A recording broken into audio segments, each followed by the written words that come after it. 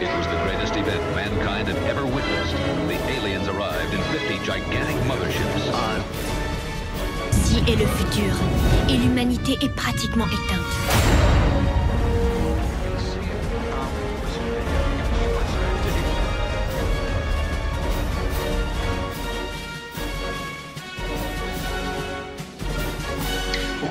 Elles sont arrivées sacrées égards. Tout le monde fut sous le choc, touchant simultanément le nom du Temple à Jérusalem, la Mecque et le sanctuaire du Vatican. 3 attaques dignes d'un châtiment divin, qui éradiquèrent le centre névralgique de nos 3 grandes religions, sans aucun signe avant-coureur. S'ensuivit une pluie de feu incandescente durant des jours et des jours, comme si le ciel nous tombait sur la tête. En quelques semaines, le bilan fut catastrophique. La civilisation avait perdu pied, et plus de 200 millions de femmes, d'hommes et d'enfants venaient de mourir. Ce qui se passa ensuite fit comprendre à toute l'humanité que nous n'étions pas seuls. Quand apparurent ces nuées à travers la brume recouvrant le ciel, le scénario d'une colonisation était évident, comme un premier contact brutal avec une forme de vie supérieure. Un premier contact brutal avec une forme de vie supérieure. Voilà, donc c'est la thématique aujourd'hui de la première émission, les Chroniques de Sangara. Je voulais faire quelque chose de cohérent avec ce qu'on a pu faire déjà avant avec Cyril Vielle sur Il était une fois le monde, et ce qu'a pu aussi continuer Cyril Vielle de son côté en vous expliquant un peu comment fonctionnait ce monde, mais aussi plus précisément l'univers du cinéma et la programmation qui nous est transmis à travers les films et les différentes séries. Et voilà, donc je me suis dit, tiens, on va reprendre les chroniques, qui est le titre de mon livre, puisque c'est les Chroniques de la Liberté. Je viens de vous lire un extrait de l'introduction, puisque je prends en fait, je mets en avant en fait cette thématique. Et comme il paraît que je m'appelle Sangara, donc ça sera les Chroniques de Sangara. Voilà, quelque chose de simple, de logique, et voilà. Alors, je voulais vous remercier. C'est vrai que c'était une première initiative. Je ne savais pas trop ce que ça allait donner. J'ai envoyé ce poste-là et j'ai été surpris d'être assailli de réponses favorables. Oui, il faut le faire, ça déchire. Voilà, donc derrière, je vous ai envoyé un petit clip et qui donnait un peu le ton. Et on a terminé par bloquer cette date-là aujourd'hui, donc c'est dimanche. Il fait extrêmement chaud dehors, j'espère que vous êtes bien au frais chez vous et qu'on va passer ces 30-40 minutes ensemble et que ça va bien se passer. N'hésitez pas à donner, faites des commentaires, je suis devant donc je pourrai répondre en live en direct. Je vous remercie aussi pour toutes les propositions que vous m'avez faites au niveau des films et des séries. Alors, j'ai précisé, la thématique, c'est le premier contact. Quand je parle de premier contact, je parle d'un premier contact avéré de toute l'humanité avec une forme de vie extraterrestre, une invasion ou autre. D'accord. Effectivement, j'aurais pu parler de certains films comme Rencontre du troisième type, mais c'est trop axé. Et en plus, on est quand même assez loin dans le temps, tout le monde ne l'a pas vu, donc c'est vrai qu'en parler, ça serait un petit peu compliqué, tout le monde ne le connaît pas. Ensuite, effectivement, j'ai vu passer Matrix, super intéressant Matrix, mais... ça grésille, il y a du son, je sais pas comment je vais faire. Est-ce que j'ai un micro? Alors oui, c'est parce que je suis super loin en fait. Est-ce que c'est mieux là, Patrick? J'attends ta réponse. Donc oui, je vais essayer de parler peut-être, c'est vrai que je suis dans une pièce qui est empirique, qui est assez grande, donc c'est vrai que le son peut se diffuser et avec une certaine perte. J'espère que ça va pas être trop dommageable. Super. Oui, Super 8, oui. Oui, il est bien ce film-là, mais encore une fois, c'est pas général. On est vraiment dans un truc bien précis, puisque c'est les gamins qui s'occupent de ça, tout ça. Voilà. Contact, mais je vais en parler, ne t'inquiète pas.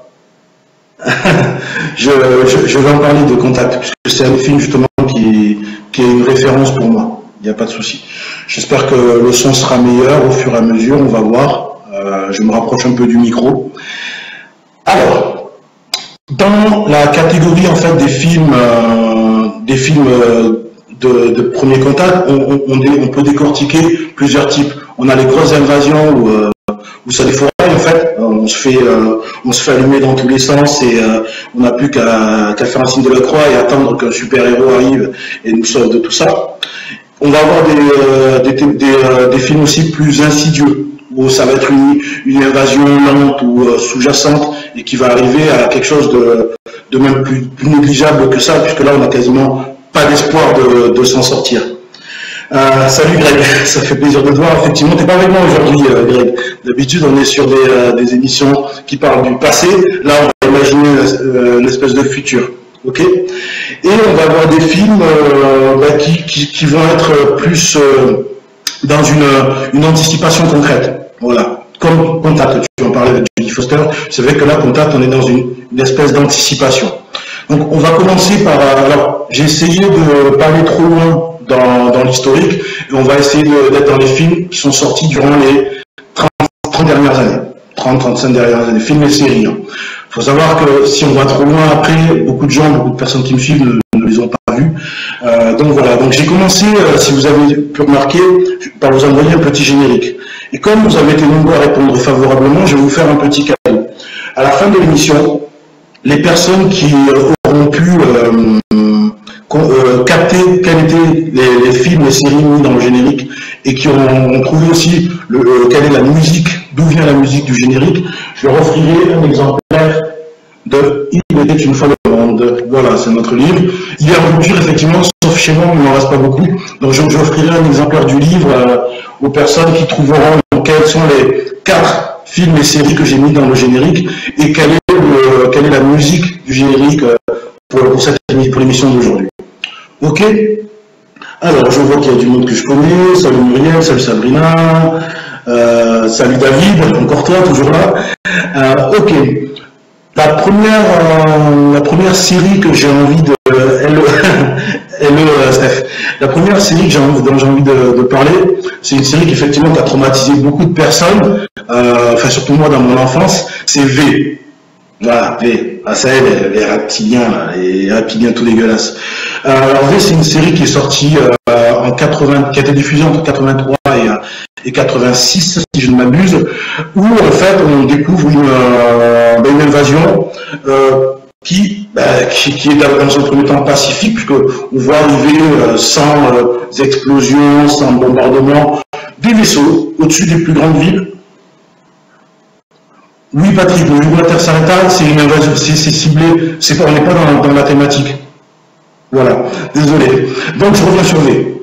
Donc, sur V, on voit arriver dans des vaisseaux au-dessus de la planète, au-dessus des grandes villes de la Terre, et bizarrement, donc, ces envahisseurs s'adressent à nous par le biais d'un message qu'ils envoient aux Nations Unies. Donc, on va dire que là, oui, quel souvenir, c'est super. On va dire que là, on est vraiment dans une approche pacifique, puisqu'il s'adresse à, on va dire, l'entité supranationale qui représente l'humanité, qui est censée représenter toutes les nations de la Terre.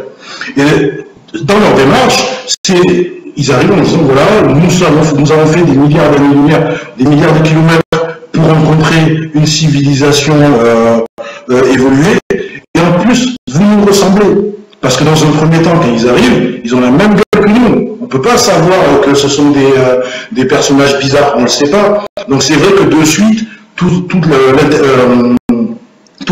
l'intelligentsia humaine accepte et est heureux de rencontrer, on va dire, une espèce extraterrestre qui a évolué comme nous, comme des humanoïdes. Sauf qu'on va se faire avoir à la fin. Bon, vous avez tous vu V, mais ce qui est important, c'est pas forcément, on va dire, que je vous explique tout le cheminement. L'approche, elle est intéressante parce qu'ils sont arrivés drapés de leur cape blanche. Mais qu'est-ce qu'il y avait sous des capes blanches? Des uniformes. Et ces uniformes-là, ils ont, alors là, je trouve que là, les producteurs, les scénaristes ont été très très forts parce qu'on est dans les années 80. On est, on va dire, sur la génération qui n'a pas connu la Deuxième Guerre mondiale, les générations qui regardent ça, mais on leur fait un flashback dans toute la symbolique. Si vous... voilà, merci Steph. Dans toute la symbolique, quand vous regardez le logo de V, que vous regardez la croix gammée, et même les uniformes, on est vraiment dans toute cette démarche-là de vous faire comprendre que ceux qui arrivent en ami ne sont pas forcément vos amis. Il y a un personnage dans la série qui est le grand-père d'une des familles qui est, on va dire, centrale de la série, qui est un rescapé de l'Holocauste. Et lui, il repère tout de suite ça. Son petit-fils, lui, commence à être fasciné, mais de l'autre côté, lui, il se remémore ce qu'il a vécu. Il se remémore Berlin pendant les premiers temps du régime nazi. Donc, cette série, alors, elle ramène, en fait, à l'époque de la diffusion, elle ramène à un passé trouble, mais elle sous-entend aussi une origine encore plus trouble de l'humanité. Parce que aujourd'hui, le terme reptilien, on le connaît tous, ce terme-là, il ne nous choque pas, il ne choque pas nous, notre communauté, on va dire, pas communauté, mais en tout cas les personnes qui sont éveillées à certaines, à regarder au-delà du carcan, elles ne sont pas choquées par le terme de reptilien. Mais imaginez-vous dans les années 80, une série qui arrive en nous faisant penser, en nous montrant des humains qui en fait sous leur peau c'est des reptiles. Mais c'était justement pour préparer préparer l'humanité à se dire qu'attendez, ce que vous allez découvrir au fur et à mesure de notre existence, de l'existence humaine, bonsoir Catherine, c'est juste un conditionnement en fait, c'est ce qu'on vous a toujours expliqué dans l'Il était une fois le monde. L'objectif de cet endroit, de ces druides avec leurs baguettes au bas de l'eau, c'est de vous conditionner. Et je dois quitter, je t'écoute en replay mercredi. Ok, pas de souci Anaïs, tu m'écouteras en replay.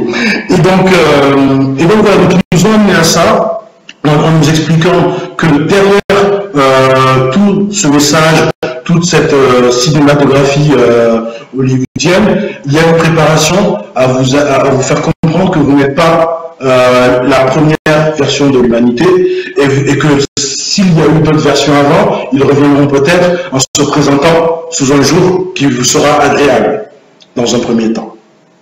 Voilà. De manière de plus générale, quel est vraiment le but des cinéastes avec ces bouts de vérité? Nous prévenir, nous préparer pour notre bien, c'est le doute. Je viens de t'expliquer un petit peu ça, Cassie, du coup. Voilà. Mais merci pour ta question. C'est vrai qu'on peut se poser, on peut vraiment à chaque fois se poser la question, comme on l'avait expliqué sur l'émission sur Hollywood, on vous donnait en fait comme cadre que tous ces, on va dire, ces réalisateurs, ces producteurs qui ont effectivement la possibilité d'influencer la pop culture et la culture humaine de manière générale, le font avec leurs convictions personnelles, ou en tout cas les convictions de leur groupe. Voilà, donc à partir de là, suivant le message sous-jacent du film ou de la série, tu peux le deviner, en fait, tu peux deviner ce qu'ils souhaitaient nous faire partager. Mais en tout cas, c'est vrai que dans V, bon après ce qui est intéressant, parce que la série évolue, c'est qu'on découvre que ces reptiliens-là ne sont pas tous mauvais, ne sont pas tous dans cette doctrine-là de domination, mais bien sûr, les artistes également, oui, c'est effectivement. Certains ne le savent pas, certains le savent. Certains le savent, crois-moi. Donc voilà, donc c'est vrai que dans la série, on a aussi ce concept de cinquième colonne. Désolé, Cassie. On a ce concept de cinquième colonne, de reptiliens qui ne sont pas forcément négatifs, qui ne souhaitent pas forcément la domination de l'humanité. Mais bon, ça après, là, on est quand même, il faut quand même rester dans un cadre qu'on est dans une série. Maintenant, cette série-là, elle se base sur des choses qui se sont passées ou qui se passeront, peu importe, ou qui est un imaginaire. Les gens l'interprètent comme ils le souhaitent. Mais il faut juste avoir en tête, on se prépare au prochain déluge. Alex, ouais, écoute, j'en sais rien. Mais je te dis juste que cette thématique du premier contact, elle amène un questionnement. Et le questionnement est jamais négatif. Ok? Alors, je voulais basculer, parce que là j'ai quand même passé 10 minutes à vous parler de V. Alors ça, c'est une suggestion qui m'a été faite par je ne sais plus qui, mais je vais la prendre. La guerre des mondes de H.G. Wells, film sorti en 2005 avec Tom Cruise.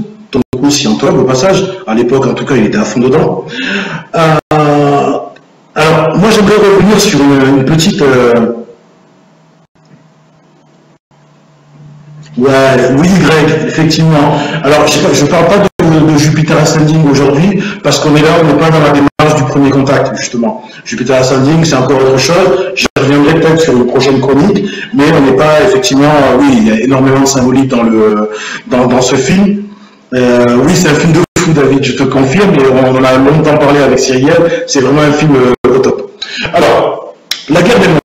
La guerre des mondes, alors, à la base, c'est un livre de H.G. Wells qui est sorti fin du 19e, si je ne me trompe pas, mais c'est aussi un canular radio, et ça, les gens ne savent pas forcément. Il y a eu un canular en 1938, fait par un artiste qui s'appelle Orson Welles, qui a le même nom bizarrement que l'auteur, et voilà, le tripode. Et dans ce canular, en fait, à la radio américaine, ils ont fait croire aux Américains qu'on est en train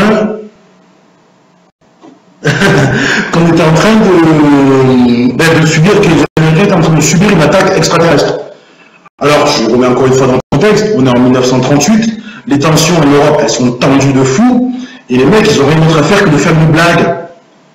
En expliquant, ouais, on est en train de se faire bombarder, sachant que à l'époque, pas de télé, que le seul vecteur de communication, ben oui, je sais qu'il est horrible à cause de ça.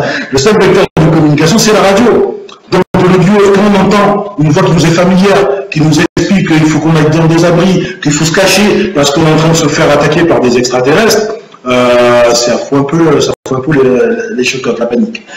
Alors, pour revenir sur le film et sur le livre, qu'est-ce qu'on apprend dans La guerre des mondes? Alors effectivement, on voit cette invasion-là, ouais, humour de merde, je te confirme.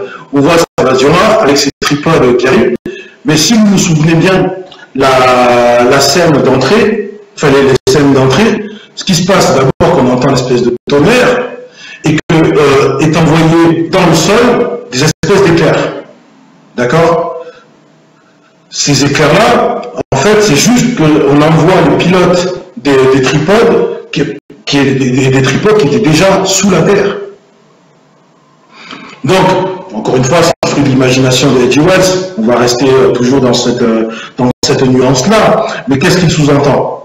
Il nous sous-entend tout simplement que ils avaient prévu de venir faire peut-être une récolte. Donc, est-ce que ce sont des personnes, ouais, ben oui. Est-ce que ce sont des êtres qui ont peut-être ensemencé la planète, comme dans Jupiter Ascending, et qu'ils avaient prévu de récolter le fruit de cette semence, puisque qu'est-ce qu'ils font avec nous? Ils nous vident de toute notre essence. Dans la guerre des mondes, c'est ça le truc. On est juste du consommable. Des vaches. Voilà. Donc c'est vrai que c'est un film qui est intéressant sur cet aspect-là.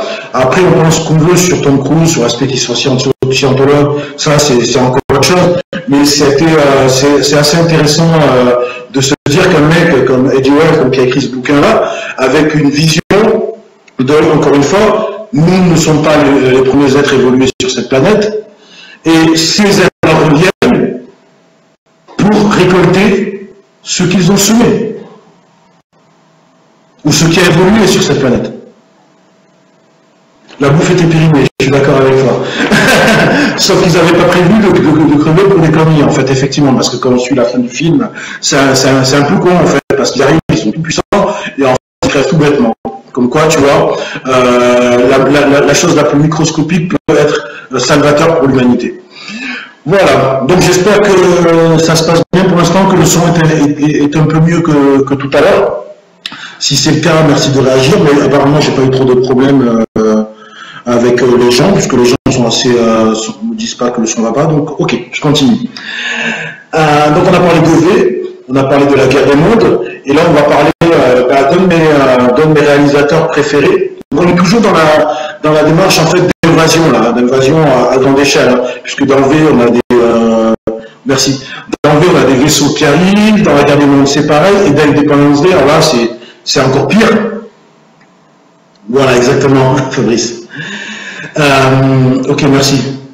Bof, le son, ouais, je suis désolé. C'est limite, mais ça passe. D'accord. Ok, d'accord. Bon, merci, hein, désolé, alors j'essaierai de régler ça pour la prochaine fois, mais c'est parce que c'est vrai que je suis dans une grande salle, donc voilà, c'est assez, voilà, c'est une grande pièce chez moi, je vais vous faire la visite, mais c'est comme ça. Donc, on va parler d'Independence Day. Alors, Independence Day, on a le dernier qui est sorti l'année dernière, hein, Independence Day Résurgence, mais j'aimerais revenir sur le premier. Alors, le premier Independence Day, ce qui est intéressant, encore une fois, c'est bon, déjà, comment s'est établi le premier contact, en fait. Le premier contact, on se retrouve au CETI, donc le CETI qui est donc une zone au Nouveau-Mexique, pardon, où il y a des programmes en fait d'études et de recherche de l'extraterrestre, et donc il capte un signal, et ce signal-là nous amène à faire, et n'est pas naturel, on va dire. C'est pas le type de signaux qu'on reçoit en général du vide sidéral. Ok, donc de là, ça remonte au Pentagone et on se rend compte que ça vient de la Lune. C'est-à-dire que les mecs ils sont arrivés en speed. Du jour au lendemain, carrément, ils sont là. Pareil, on se retrouve là, comme dans V, avec des vaisseaux qui se mettent en orbite géostationnaire au-dessus des plus grandes villes. Et là, on est bien naïf par contre, parce qu'ils n'ont pas du tout la même approche que dans V. Parce que eux ne sont pas dans une démarche de vous faire croire que. Non, ils sont là pour votre planète. Vous êtes les fourmis qui gênent l'invasion, ou en tout cas le fait qu'ils puissent récolter toutes les ressources de cette planète. Voilà. Alors c'est assez brutal comme approche, mais malheureusement cette approche-là qu'on pourrait traiter de bestiale, cette approche-là qui nous vient d'êtres qui sont dégueulasses, hein, ils ressemblent à des gros insectes, qui sont tout moches, ils ressemblent à rien. C'est la même approche qu'ont eu les Européens qui sont arrivés au Nouveau Monde. Là, je parle d'Independence Day, Fanny. Independence Day. Avec Will Smith, c'est mon pote. Voilà, quand les Européens arrivent dans le Nouveau Monde, qu'est-ce qu'ils font? Quand ils arrivent aux Amériques, qu'est-ce qu'ils font? Ils veulent les ressources. Qu'est-ce qu'ils font en Amérique du Nord? Ils massacrent les fourmis qui sont là. Ça prend du temps. C'est quand même des humains, mais on est quand même toujours dans cette même démarche. Donc, quelle est l'idée sous-jacente? L'idée sous-jacente, c'est que le comportement intrinsèque de l'humain, il peut être très très négatif, et le problème, c'est que si on se retrouve confronté à une espèce qui a technologiquement, qui est beaucoup plus évoluée que nous, mais qui a le même mode de fonctionnement sous-jacent, mais on est dans la merde. Mais du coup, c'est un questionnement aussi sur ce que nous sommes. Alex, on est le cafard dans la maison. C'est ça, on est le cafard dans la maison. Tu vois, c'est un problème. Quand, justement, à un moment, il capture, quand Will Smith arrive à faire capturer, en fait, un des extraterrestres, qui se met en connexion avec le président des États-Unis, qu'est-ce qu'il lui dit? Enfin, déjà, il dit dans ses pensées, il lui fait comprendre qu'en fait, vous êtes juste une planète de plus sur notre chemin. Vous êtes juste une planète de plus sur notre chemin, et que la seule chose que vous avez à faire, c'est de crever. Parce que nous, notre objectif, c'est de prendre les ressources de votre planète. Et manque de bol pour les extraterrestres, il y a les Américains. Donc, comme il y a les Américains, on est sauvés, c'est cool. Il revient 20 ans plus tard, et je vous laisserai, pour les gens qui ont Canal+, il y a une Résurgence qui passe vendredi. Donc je vous laisserai le regarder, vous verrez. Alors ce qui est intéressant d'un plan purement cinématographique, c'est que étant donné que c'est le même réalisateur, c'est Roland Emmerich, on a quand même une continuité sur le film. Et c'est ça qui est intéressant, parce qu'on est sur un film qui reste logique avec le premier. Voilà. Donc là, j'ai essayé de vous faire un peu le tour des films où on arrive sur une invasion, donc à grande échelle, une invasion brutale parfois, mais on fait une invasion visible. Parce qu'on arrive vraiment sur un premier contact où, soit on arrive, on est... C'est un peu déprimant. Non, mais je te fais... Oui, mais alors, tu vois, Cassie, c'est ça qui est intéressant dans ta remarque. Tu dis c'est un peu déprimant. Donc, quelle est la volonté, justement, de ces réalisateurs, de ces petits apprentis sorciers, de ces druides, ou ce que tu les appelles comme tu veux, quand ils nous font passer ce genre de message dans les films? Dans des films à gros budget en plus. Parce qu'il faut savoir qu'ils mettent des centaines de millions de dollars pour faire des films où on nous fait comprendre qu'on est de la merde. Et qu'on a un petit espoir d'être sauvé, mais faire attention quand même parce que c'est compliqué. Ou en tout cas, de mettre la peur, effectivement, comme je l'ai vu sur un premier commentaire, de mettre la peur à l'intérieur de nous, dans notre inconscient. Quel est l'objectif? Je ne sais pas. Peut-être nous faire en fait, nous laisser abandonner. Il y a une demande pour ces films, c'est vrai. Baisser nos vibrations, pourquoi pas. Mais je pense aussi que ce qu'ils veulent, c'est qu'on ait confiance, on va dire, à notre force, à nos États, pour qu'ils nous défendent devant ça. Parce que nous, on est impuissants, on ne peut rien faire. Donc, on laisse à ce qu'on appelle le complexe militaro-industriel le devoir de nous défendre contre toutes sortes de menaces. Qu'elles soient une petite menace locale, que ce soit du terrorisme, que ce soit un conflit armé, ou que ce soit autre chose. Ils nous veulent faire croire que nous sommes impuissants. Très bonne réflexion de Brigitte. Voilà. Mais c'est intéressant de se dire que c'est vraiment ce qui est martelé dans ce genre de film. Alors, peut-être, effectivement, comme j'ai vu plus haut, on aime avoir peur, mais une fois qu'on a vu le film, la peur, elle est toujours là. Donc, effectivement, il y a une demande pour ces films. Pendant 1h30, 2h30, on se met dans le truc, mais derrière, l'idée est ancrée. Voilà. Alors, je vais avancer un petit peu, enfin, ça passe vite, mine de rien, ça fait déjà 25 minutes que je suis là. Et là, je vais avoir une approche, je vais vous parler de films qui ont une approche un peu différente. Je ne sais pas si, donc là en ce moment, on peut le voir, il y a beaucoup de missions dans l'espace, on a un astronaute français qui est rentré il n'y a pas longtemps, on a des projets pour aller sur Mars. Il y a pas mal, Steven, comme réflexion. Donc, on a dans la réalité des projections pour aller installer une première mission, on va dire, sur Mars. On a été sur la Lune. Alors là, je parle toujours de ce qui est montré. Je ne parle pas de ce qui est caché. Ce qui est caché, on en parle sur ce qu'on veut, on sait ce qu'on veut, mais je n'en parle pas. Je parle de ce qui est montré dans la réalité par rapport aux travaux de l'Agence spatiale européenne, de la NASA, de l'Agence indienne, de l'Agence chinoise, etc. On a tout plein de projets. Et là, je vais rebondir sur un film qui est un petit peu... faire pousser des patates sur Mars. Merci. Je parle d'un film qui est un petit peu moins connu, qui est sorti en 2007, qui s'appelle Invasion, avec Nicole Kidman et Daniel Craig. Oui, James Bond. Voilà, alors dans ce film-là, on a un astronaute, fait la navette, alors, je ne sais plus si c'est Atlantis ou Columbia, je ne sais plus, bon bref, on a une navette américaine qui était donc en mission dans l'espace, qui revient, sauf qu'elle revient et elle se crache. Elle se crache et en fait, dans le crash, donc là, les autorités américaines se rendent sur le lieu du crash et donc font pour récupérer en fait tous les débris. Et en fait, il s'avère que la navette, elle n'est pas rentrée seule. Elle est rentrée avec des espèces de spores qui sont tout autour de la carlingue. Et ces spores, en fait, au toucher, en fait, prennent possession de l'être en rentrant à l'intérieur. En contrôlant en fait tout ton mécanisme neurologique. Voilà. Donc du coup, une fois qu'en fait le premier contact avec le premier humain est établi, en fait tout est diffusé au fur et à mesure en fait de toutes les personnes qui sont en contact avec ces sports.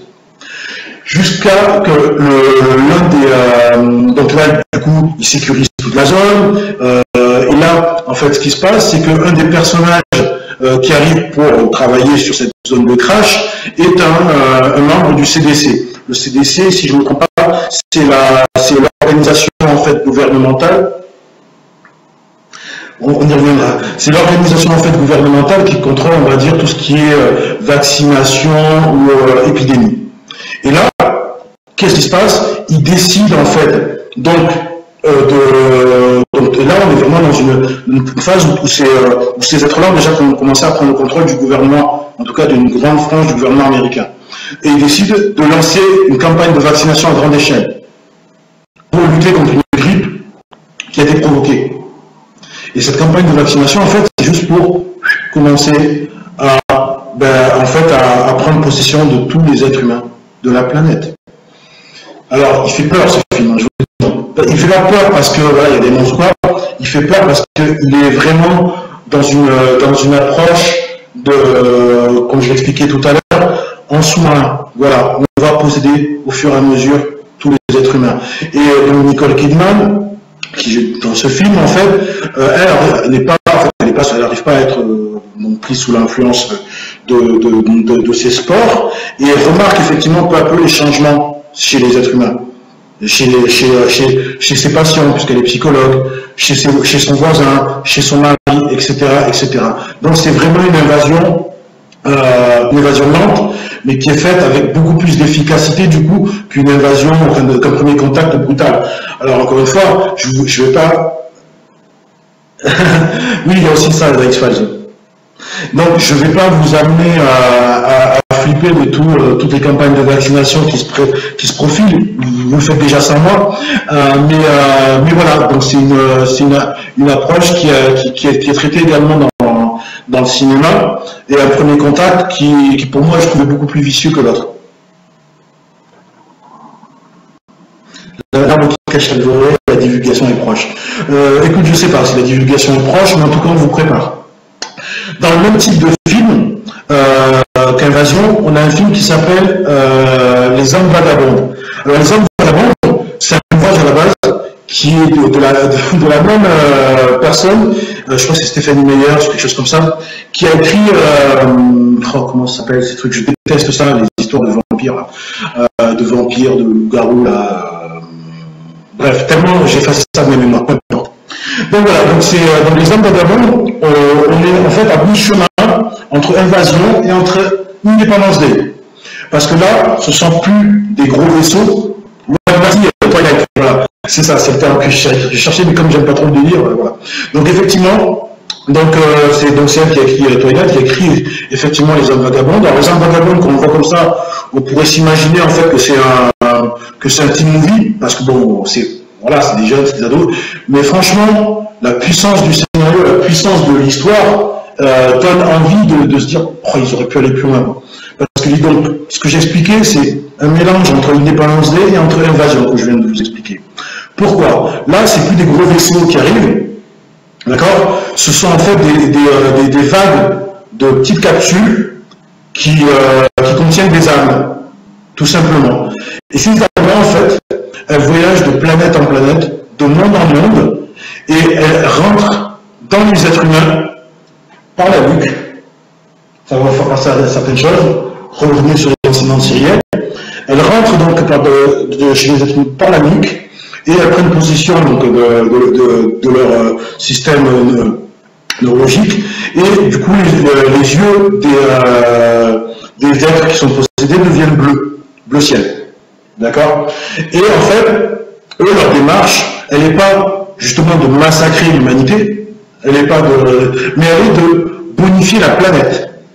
Parce qu'ils sont dans une démarche où ils partent du principe qu'ils étudient en fait chaque civilisation, à chaque monde, et en fonction en fait du mode de fonctionnement de la civilisation humaine, pour notre cas, et en fait ils voient ce qui ne va pas, et ce qui va pas, pardon, il y a beaucoup de choses qui ne vont pas chez les humains, en fait ils le modifient.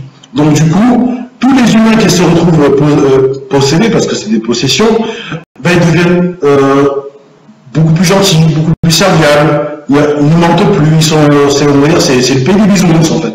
C'est le pays des bisounours. Oui, c'est prévu, t'inquiète pas Fanny, c'est prévu de mettre toute la liste des films, je ferai un post à la fin de l'émission où je mettrai toute la liste des films que je cite depuis tout à l'heure. Donc ça devient le monde des bisounours, et le problème c'est que même là, la frange d'êtres humains qui existe en fait, elle n'apprécie pas ça parce qu'on aime bien vivre dans notre monde en fait. C'est notre monde, c'est notre monde.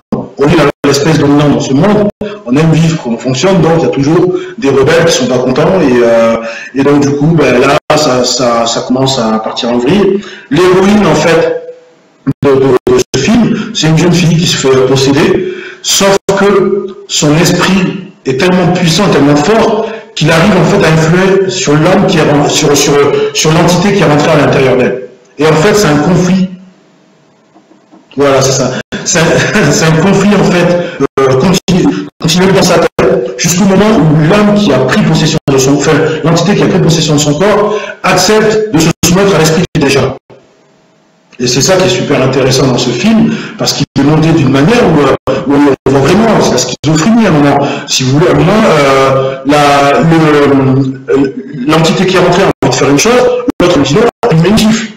Voilà, donc on est vraiment dans un film qui donne à réfléchir. Et effectivement, comme j'ai vu passer dans les commentaires, qui ramène à beaucoup de principes que vous avez pu suivre, que ce soit avec Cyril dans ses enseignements ou dans Il était une fois le monde. Voilà. Peut-être c'est l'ego qui se met au service de l'âme. Ben, écoute, je t'invite à regarder le film et on en rediscutera après. Si tu penses qu'on est vraiment dans ce schéma-là, il y a aucun souci, on en discutera. Ok? Bon, mais évidemment, ça passe vite, ça fait déjà 35 minutes que je suis là. J'avais pas prévu de dépasser les 45, mais j'ai pas terminé. Donc j'ai envie de terminer sur deux autres films. Et pour moi, ben, c'est le film, on va commencer par celui-là, c'est le film qui est la quintessence même du sujet. Premier Contact. Le film, c'est Contact. Pas Premier Contact qui est sorti l'année dernière, je vais vous en parler, mais le film c'est Contact, avec Jodie Foster. C'est un film qui est sorti en 1996, si je ne m'abuse. Alors, ce qui est super dans ce film... Ah, tu l'as vu? D'accord, on en discutera.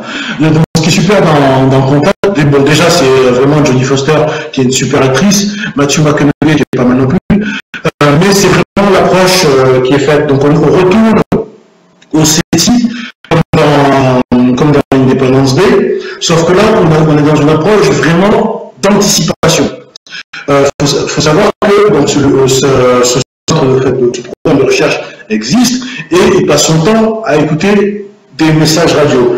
Et là, dans le film, elle capte un message radio venu d'une galaxie lointaine qui revient de manière récurrente pendant plusieurs jours. Alors là, c'est une supposition dans le film, sauf que le SETI a déjà reçu un message radio. Et ça, je vous parle. Oui, je verrai la solution après. Et là, je vous parle du signal GO. Je ne sais pas si vous en avez déjà entendu parler.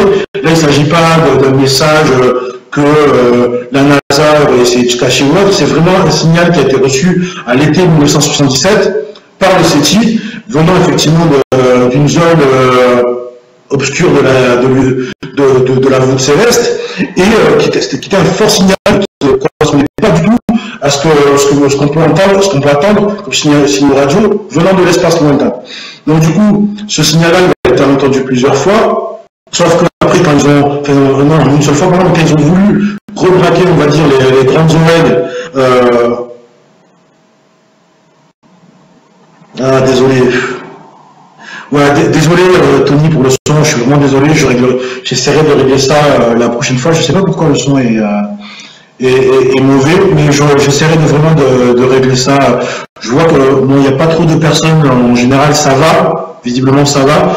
Je vais essayer de bomber le torse et de parler de manière plus limpide. Mais oui, comme tu disais David, c'est le fameux signal GO qui a été entendu en 1977. Alors derrière, il paraîtrait donc que ce signal n'a jamais été réécouté, mais ça, c'est ce qu'on veut bien dire.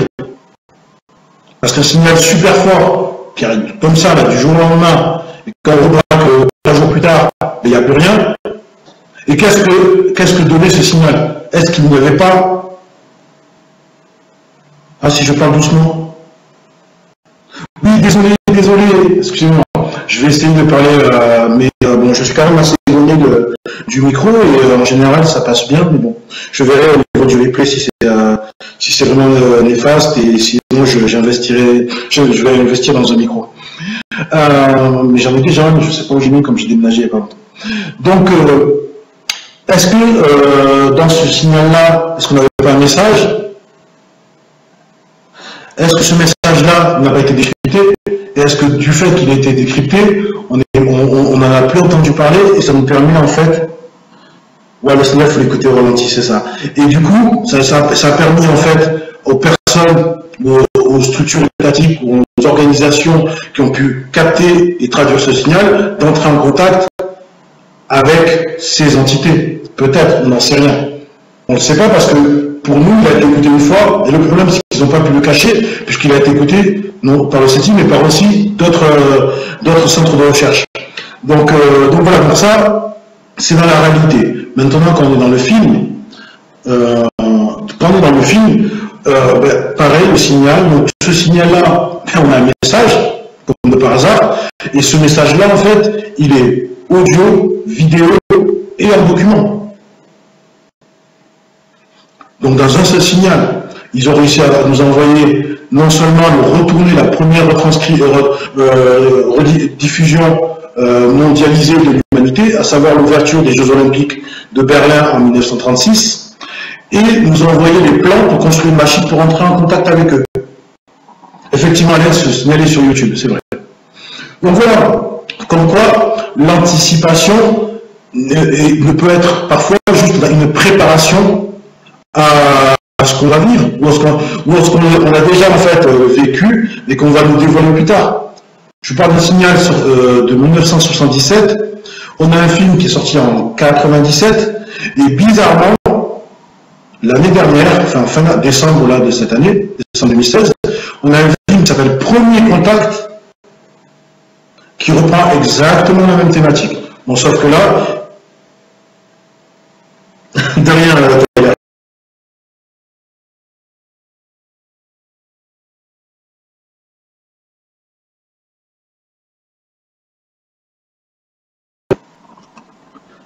vous êtes toujours là?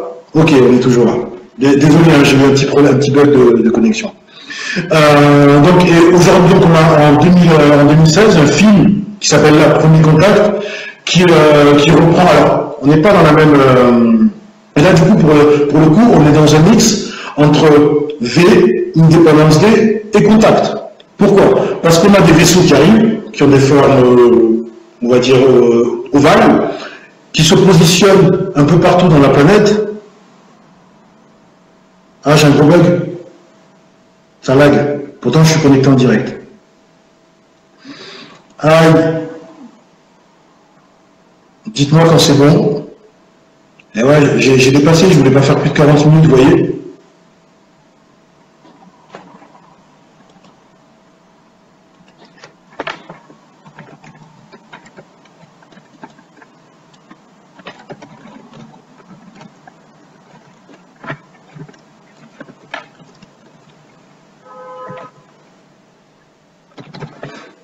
C'est bon, je suis revenu. Je suis de retour. Ok. Donc oui, alors je reviens, je rétropédale. Donc j'étais en train de vous parler donc de.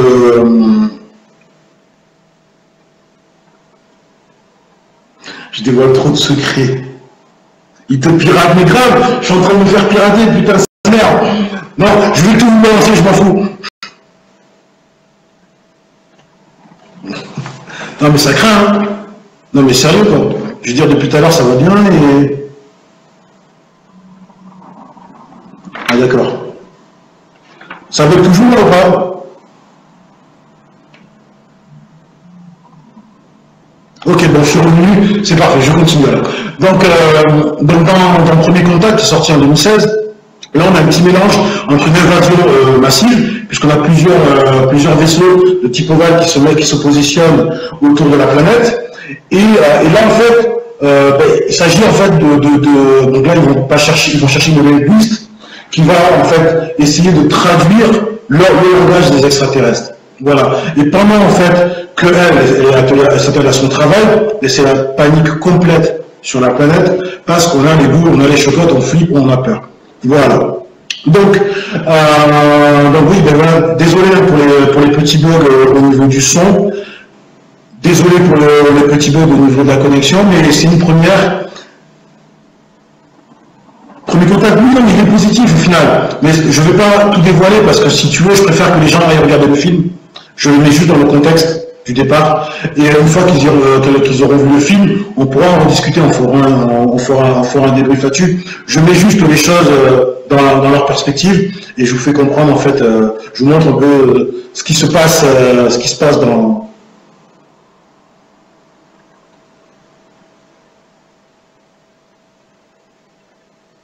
Il y a un lézard parmi nous, c'est ça. Il y a un petit qui me censure. J'adore. Non, mais c'est top.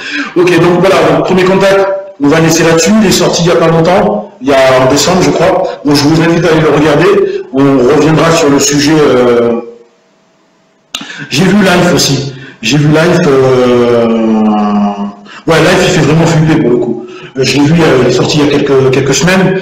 Alors Life, c'est un film. Alors là, on n'est pas. Je pense que la suite, il va y avoir un 2, c'est obligatoire, vu ce qui se passe à la fin. Je ne peux pas vous en parler.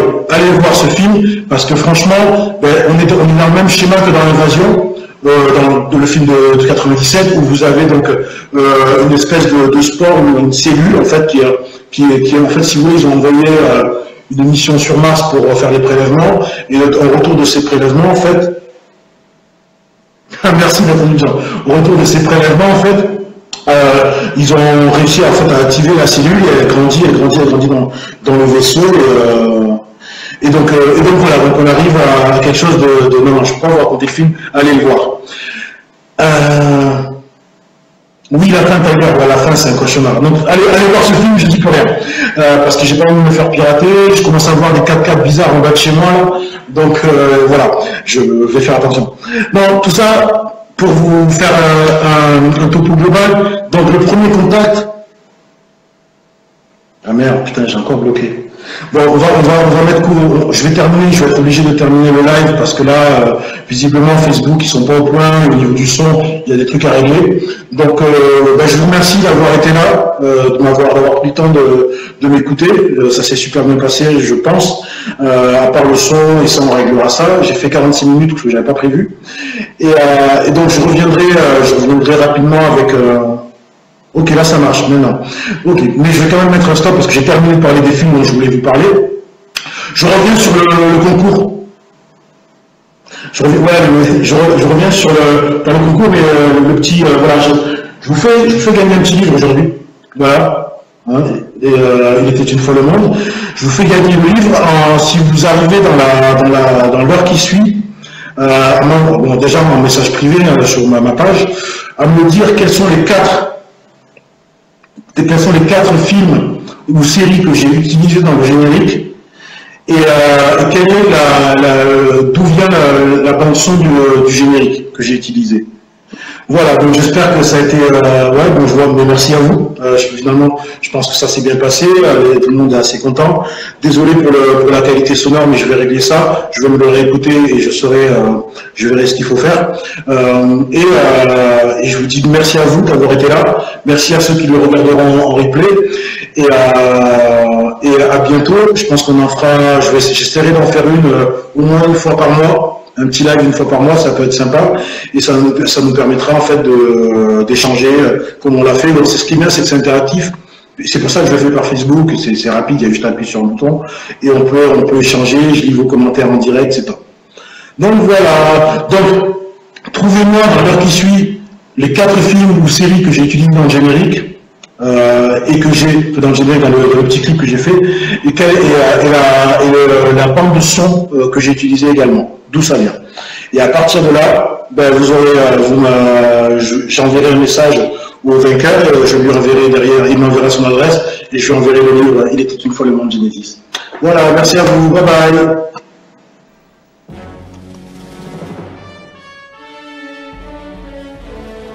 It was the greatest event mankind had ever witnessed. The aliens arrived in 50 gigantic motherships. Si est le futur, et l'humanité est pratiquement éteinte.